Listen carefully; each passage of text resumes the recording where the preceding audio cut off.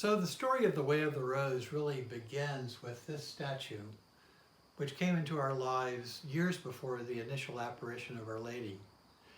One day when Perdita and I had moved to Woodstock in 1996 with our young children, Perdita sent me off to the next town over to buy milk and eggs. We had very little money left in our account. I had sold a couple of books and we thought we were going to make our living as writers, but it wasn't as easy as we thought. I was on my way back when I passed an antiques store, and just visible from the road in a dormer window was this statue. I stopped the car and went in and asked the dealer if she knew anything about her, and she said she wasn't sure. She thought she was a replica of a medieval Madonna. But I took one look at the statue and realized that this was no replica but an original. I asked her how much the statue was, and she said $100.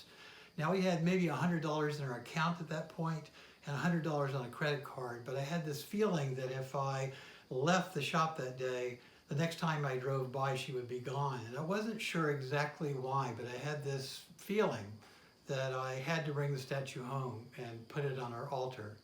So I handed the dealer my credit card, and that was that. I got home, I showed the statue to Perdita, and the first words out of her mouth were, "I send you off with a cow and you come back with magic beans."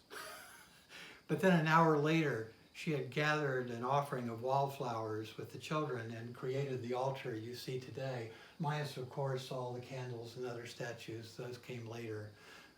This particular lady replicated. Our house is now filled with Marian art. And of course, the apparitions began a few years later. But this was where it started.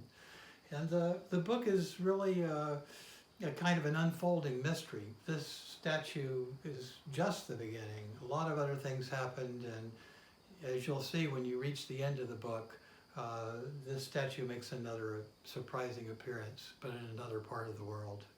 So the book is The Way of the Rose, The Radical Path of the Divine Feminine by Perdita and Clark Strand, available November 5th, 2019.